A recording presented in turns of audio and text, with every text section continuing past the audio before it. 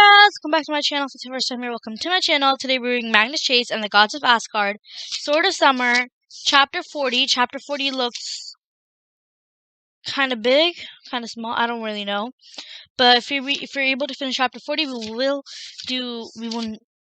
probably do Chapter 41 as well. Chapter 40. My friend evolved from a. Nope, I can't say it. I don't remember landing. I found myself on a dark street on a cold, cloudy night. 3-story clapboard row houses edged the sidewalk. At the end of the block, a tavern's grimy windows glowed with a neon drink sign. "This is Soothie," I said. "Round D Street." Blitzen shook his head. "This is Nidraveler, kid. This is Nidraveler, kid.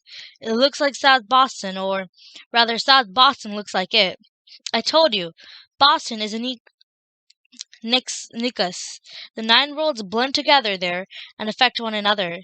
Sally has a different dwarvish feeling to it. I thought Nidraveler would be underground. This is with claustrophobic tunnels and... Kid, that's a cavern ceiling above your head. It's a long way up and hidden by air pollution. We don't have daytime here. It's dark all the time." I stared into the murky clouds. After being in Freya's realm, the world of dwarves seemed pretty oppressive, but also seemed more familiar, more genuine. I guess no Bostonian would trust a place that was shiny and pleasant all the time, but a gritty, perpetual, cold and gloomy neighborhood. Throw a couple of Dunkin' Donut locations, I'm right at home. Blitzen wrapped his pith helmet in his dark netting. The whole thing collapsed into a small black handkerchief, which he tucked into his coat pocket. We should get going.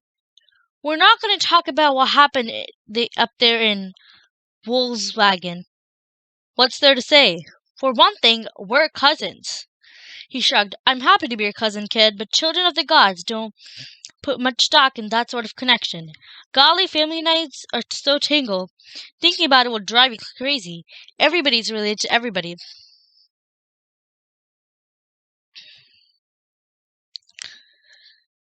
"But you're a demigod," I said. "That's a good thing, right?" "I hate the word demigod. I prefer born with a target on my back." "Come on, Blitz. Freya is your mom. That's important information you kind of forgot to mention." "Freya is my mother," he agreed. A lot of Svartalfs are descended from Freya. Down there.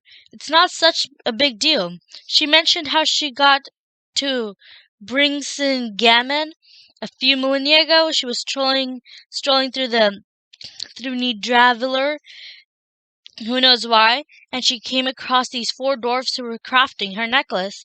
She was obsessed. She had to have it. The dwarf said sure, for the right price.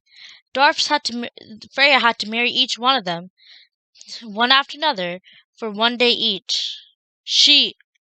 I want to say gross, she married 4 dwarfs. Then I remembered who was telling the story. "Oh. Yeah," Blitzen sounded miserable. "She had 4 dwarfish children, 1 for each marriage." I frowned. "Wait, if she was married for 1 day to each dwarf, a pregnancy lasts... The math doesn't work out on that." "Don't ask me. Goddesses live by their own rules. Anyway, she got the necklace. She was ashamed of herself for marrying dwarves. She tried to keep it a secret, but the thing is, she loved dwarfen jewelry. She kept coming back to Nidraveler to pick out new pieces every time." Wow. Blitzen's shoulders slumped. "That's the main difference between dark elves and regular elves. The Svartalfs are taller and generally more handsome because we have Vanir blood. We descended from Freya. You say I'm a demigod? I say I'm a receipt. My dad crafted a pair of earrings for Freya. She married him for a day. She couldn't resist his craftsmanship. He couldn't resist her beauty. Now she sends me to purchase a new pair of earrings because she's tired of the old ones, and Asgard forbid she find herself a saddle like another little Blitzen. The bitterness in his voice could have melted iron flattening. I wanted to tell him I understood how he felt, but I wasn't sure I did. Even if I never knew my father, I had my mom. That had always been enough for me. For Blitzen, not so much. I wasn't sure what had happened to his father, but I remembered what he told me at the Esplanada Esplanada Lagoon. You're not the only one who's lost family lost You're not the only one who's lost family to the wolves, kid. Come on, he told me. If you stand out in the street any longer, we'll get mugged for this bag of tears. Dwarfs can smell red gold a mile away. He pointed to the bar at the corner. I'll buy you a drink at Nabby's Tavern. Nabby's restored my faith in dwarfs because the fact that a claustrophobic tunnel, the ceiling was a low clearance hazard, the walls were papered with old flight posters like Dawn the Destroyers versus Mini Murderer, one night only, featuring pictures of muscular, snarling dwarfs in wrestling masks. Mismatched tables and chairs were occupied by a dozen mismatched dwarfs, some dwarfs like Blinson who could easily have passed for human, some shorter guys who could have easily passed for garden gnomes, and a few patrons glanced at us. But nobody seemed shocked that I was a human, even if they realized I had no idea how I could pass for a dwarf. The idea that I could pass for a dwarf was pretty disturbing. And the most unreal thing about the bar was Taylor Swift's blank space blasting from the speakers. Dwarves like human music? I asked Blitzen. You mean our music? You mean humans like our music? But I had a sudden image of Taylor Swift's mom and Frey having a girls' night out in Nidraveler. Never mind. As we made our way toward the bar, I realized the furniture wasn't mismatched. Every single table and chair was unique, apparently handcrafted from various metals with different designs and upholstery.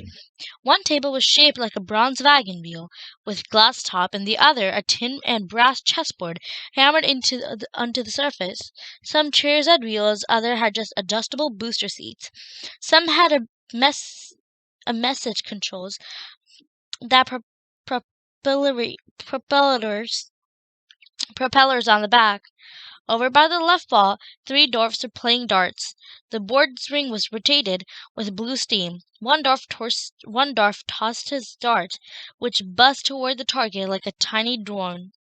While it was still in flight, another dwarf took a shot. His dart rocketed toward the drone dart and exploded, knocking it out of the air. The first dwarf grunted. Nice shot! Finally, we reached the polished oak bar, where Nabby himself was waiting.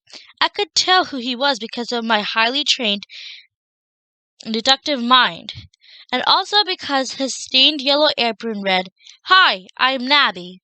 I thought he was the tallest dwarf I'd ever met so far until I realized he was standing on a catwalk behind the counter. Nabby was actually only 2 feet tall, including the stalk of black hair that stuck up from his scalp like a sea urchin. His clean-shaven face made me appreciate why dwarfs wear beards. With that one, Nabby was a god's awful ugly. He had no chin to speak of.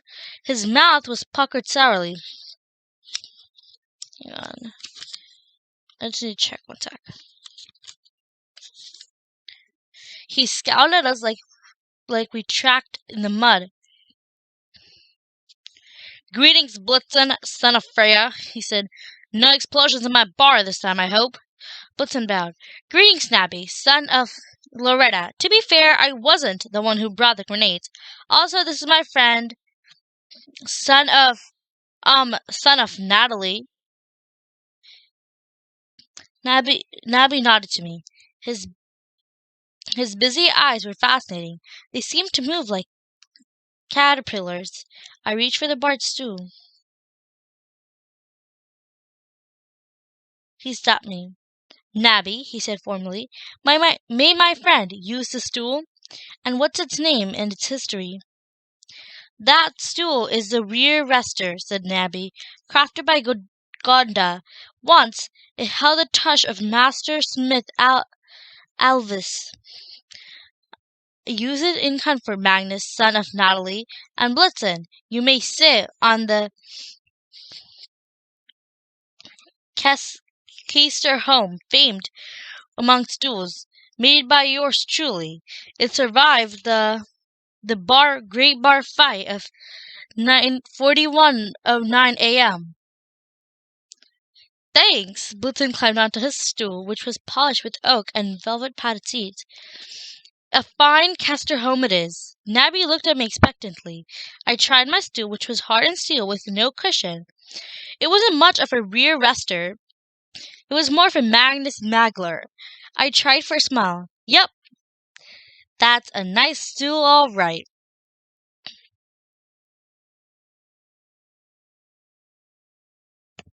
Blitzen rapped his knuckles on the bar. Made for me, Nabby, and for my friend. A soda or something? I wasn't sure I wanted to be walking around the Dorfin Smoothie with the mead buzz. Nabby filled 2 mugs and set them in front of us. Blitzen's goblet was gold on the inside and silver on the outside, decorated with images of dancing dwarf women. That cup is the Golden Bowl, Nabby said, made by my father, Darby, and this one, he nudged my pewter tankard. It's Boom Daddy, made by yours truly. Always ask for a refill before you reach the bottom of the cup, otherwise... He splayed his fingers. Boom Daddy. I really hoped he was kidding, but I decided to take small sips. Blitzen drank his mead. A fine cup for quaffling. And now that we're past the formalities,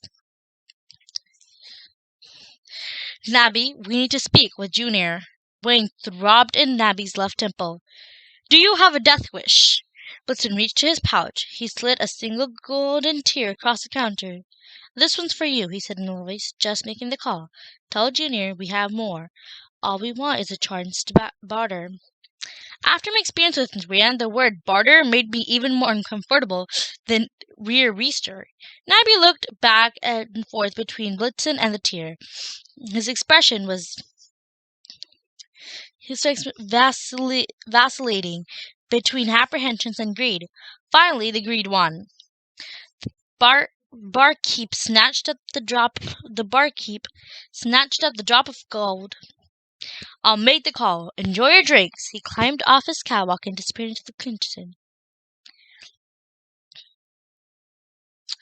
I turned to Blitzen. A few questions, he chuckled. Only a few? What does 41:09 a.m. mean? Is it the time or... Dwarfs count years from the creation of our spices, Blitzen said. A.m. is after maggots. I decided my ears must be still defective from the ratatosk barking. Say what? The creation of the world? Come on. You know the story. The gods killed the largest of the giants, Ymir, and used his flesh to create the Midgard. Nadviller developed under Midgard, where the maggots ate into the giant's dead flesh were created the tunnels. Some of these maggots evolved with a little help from the gods into dwarfs.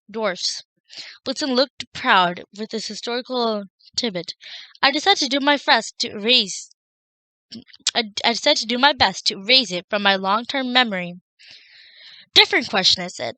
Why does my goblet have a name?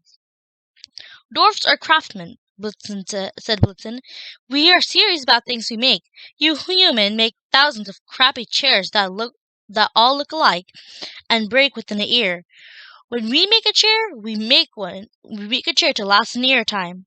A chair unlike any other in the world.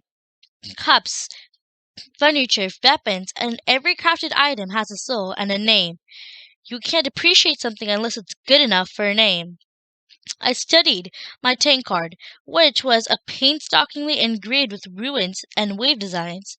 I wished it had a different name, like... No way I will explode, but I had to admit it was a nice cup. And calling Nabby the son of Loretta, I asked, or me the son of Natalie? Dwarfs are matriarchal. We trace our lineage with our mothers. Again, it makes much more sense than your paternal way.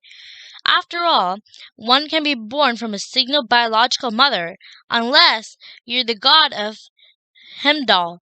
He had 9 biological mothers, but that's another story. Niceps melted in my brain. Let's move along. Freya's tears, red gold. Sam told me that was the currency of Asgard. Yes, but Freya's tears are 100% pure, the finest red gold in creation. And for the pouch of tears we're carrying, most dwarfs would give their eyeballs. So this guy Junior, who'll be bargaining with us? Either that, Blitzen said, or he will chop us into small pieces. Do you want some nachos while we wait? Okay. 41. 41. Blitzen makes a bad deal. I had to hand it to Nabby. He served good near-death nachos. It was halfway through my plate when the guacamole enhanced taste in when Junior showed up. On first sight, I wondered if it would be faster just to drain the boom daddy and go boom, because I did not like our chances of bartering with the old dwarf. Junior looked about 200 years old. Scraps of gray hair clung to his silver-spotted head. His beard gave Scraggly a bad name. His malicious brown eyes flitted around the bar as if he were thinking, I hate that, and I really hate that. He wasn't physically intimidating, shuffling along with his gold-plated walker, but he was flanked by a pair of dwarfen bodyguards, each so blurry that we could have been using an NFL trachodummies. The other customers got up and quietly laughed. In the scene from an old western, Blitzen and I both stood. Junior, Blitzen bowed. Thank you for meeting with us. Some nerve, Junior snarled. Would you like to take my seat? Blitzen offered. It is Caster made by... No thanks, Junior said. I will stand compliments of my walker. Granny Shuffler, famous among the generic products made by the nurse Bambi, my private assistant. I bit the inside of my cheek. I doubted laughing would be a good diplomacy. This is Magnus, son of Natalie, Blitzen said. The dwarf glared at me. I know who he is. Found the Sword of Summer. You couldn't wait until after I died. I'm too old for this Ragnarok nonsense. My bad, I said. I should have checked with you before I got attacked by Surt and sent to Valhalla. Blitzen coughed. The bodyguards oppressed me like I might have just made the day more interesting. Junior cackled. I like you. You're rude. Let's see this blade, then. I showed him my magic rune pendant trick. In the dim neon lights of the bar room, the blade's runes glowed orange and green. The wolf dwarf stuck his teeth. That's Frey's blade, all right. Bad news. Then perhaps, Blitzen said, you'll be willing to help us? Help you? Junior wheezed. Your father was my nemesis. You besmirched my reputation.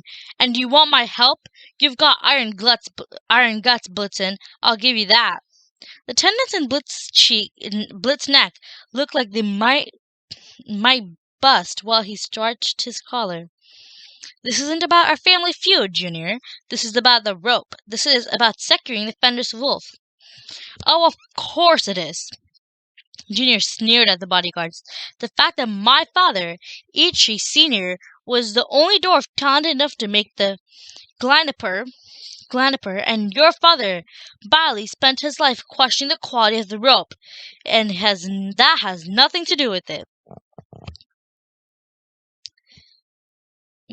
Blitzen clenched his pouch of red gold tears. I was afraid he might smack Junior upside down on the head with it. The Sword of Summer is right here, and 6 Midgardian knights, so it's planning to free the wolf. We're gonna do our best to stop him, but you know the rope Glaniper is beyond its expiration date. We need information about the wolf's binding. More importantly, we need a replacement rope just in case. Only if you have that talent to make one.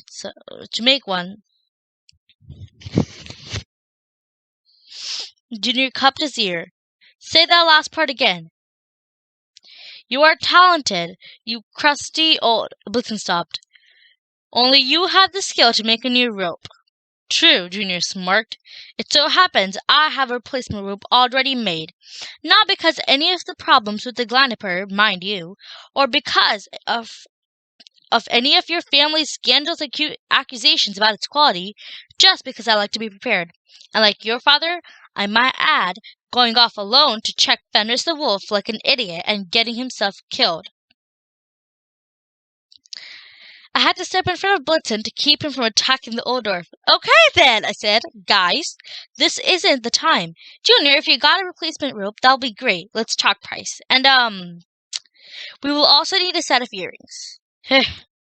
Junior wiped his mouth. Of course you will, for Blitzen's mother, no doubt. What are you offering in payment? Blitzen, I said, show him. Blitzen's eyes danced with rage, but he opened his pouch and spilled some gold tears into his palms. Huh, Junior said. An acceptable price, or it would be if it wasn't from Blitzen. I'll tell you what I want for that I'll sell you what you want for the pouch of tears, but first, my family's honor must be satisfied. It's high time we settle this feud. What do you say, son of Freya? A contest, you and me. The traditional rules. The traditional Vagr.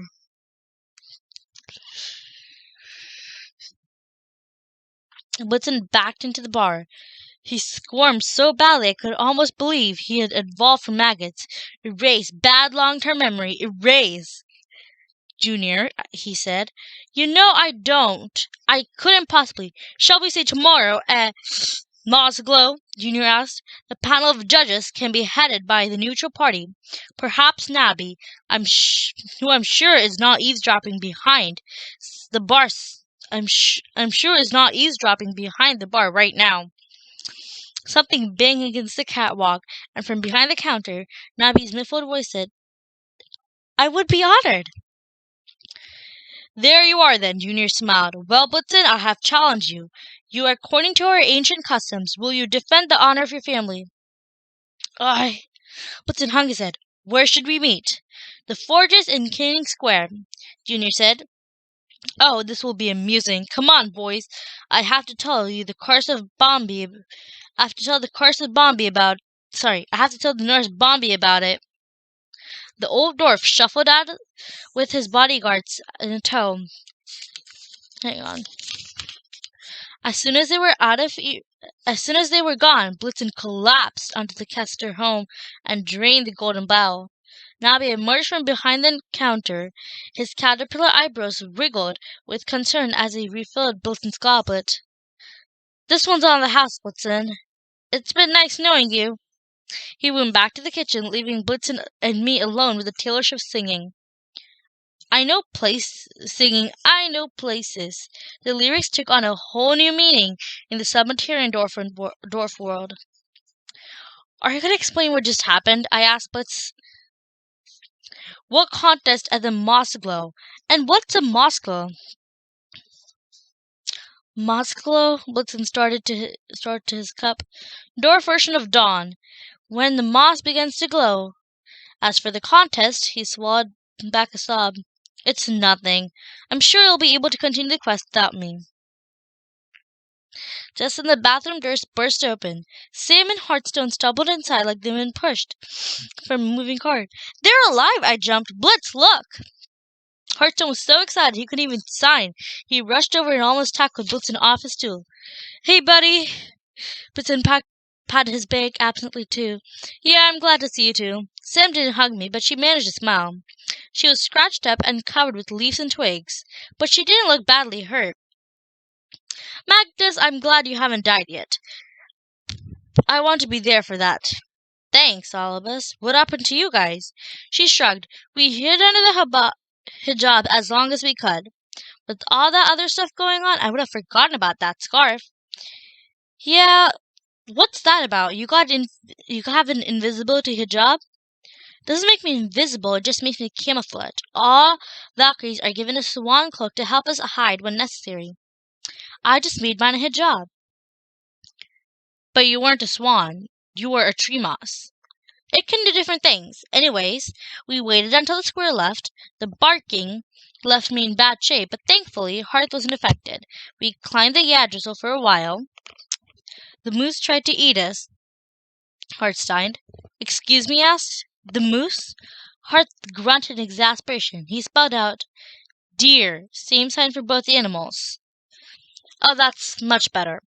I said, a deer tried to eat you. Yes, Sam agreed. A Davalin, or maybe a Denier, or one of the stages that roamed the World Tree. We got away, then took a wrong turn to Athlin. Hearthstone strutted, then simply signed hate. And here we are. Sam eyed Blitzen with those expressions that was still on the blank with shock. So, what's going on? I told him about our visit with Freya, then our conversation with Junior. Hearthstone studying himself on the bar. He spelled with one hand, making. Then he shook his head vehemently.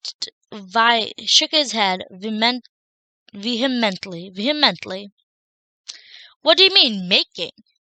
I asked. The making, he muttered to his goblet. Oops. The Dwarven contest. It tests our crafting skills. Sam tapped her fingers on her axe.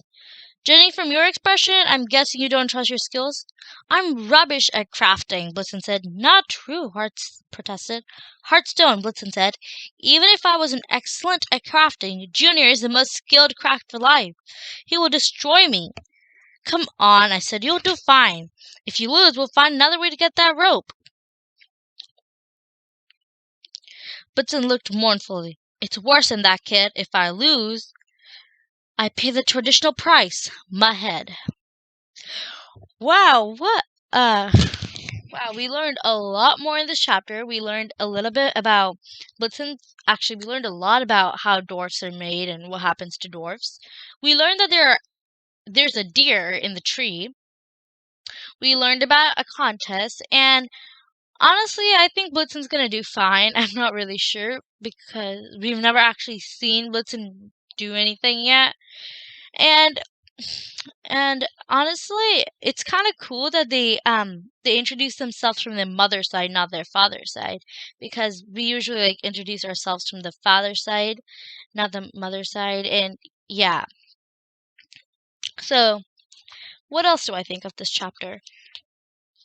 I'm curious to know how Junior is going to do it, because one thing we might have an advantage is that he's old and he can be slow. I don't really know. And I'm also kind of curious to see if something big is going to happen next chapter, other than the craft. I don't know why, but I just have a feeling something's going to happen to the sword. I've not read the next chapter, but it's just my feeling. So I will see you all tomorrow, and goodbye. Bye.